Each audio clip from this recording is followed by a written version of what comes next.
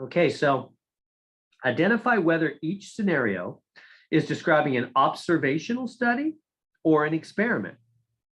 Okay, so I haven't really given you the information on this yet. So, and I need to update the notes as well to make it more clear there too. All right, so let's take a look. So what is an observational study? Write that for us. Observational study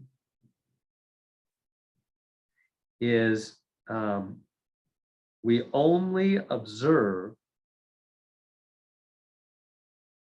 we do not affect or change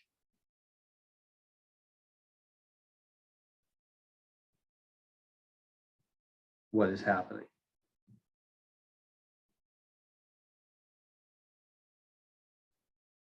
Right, you're an observer, whereas down here now, we'll talk about an experiment. An experiment is when you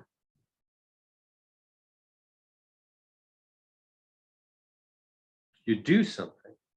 You do something to affect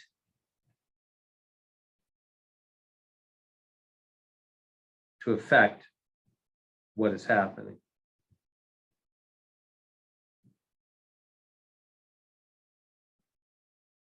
Okay, so let's take a look at the first two examples. Already existing data is studied, or a survey collects data without interfering with the participants or assigning them treatment. So which one do you think that first one is? Observational study. Yeah, that's an observational study. Exactly. You're just observing.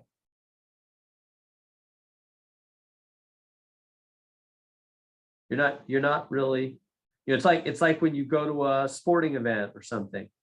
When I go to my kids' sporting events these days, I'm just an observer. I used to play sports when I was a kid, but now I just observe. All right, and then the second part, this is the experiment. This is the experiment. Why? Because participants are given one of various treatments. We treat them. We give. So if it was medical, we give them a drug and see if it, you know, give them a vaccine and see if that helps them, or give them a whatever, you know, some kind of treatment. If this was a psychological experiment, we might change their Facebook or their media and see how it affects them socially. So there's various experiments we can do, you know, medically, and we'll get into those, medically, psychologically, etc. And those are called experiments. When you do something to change the people or whatever it is you're studying, that's an experiment. When you just look at what they're doing, that's observation. And we'll have a lot more to say about those in problems to come, but for now, that's just our introduction.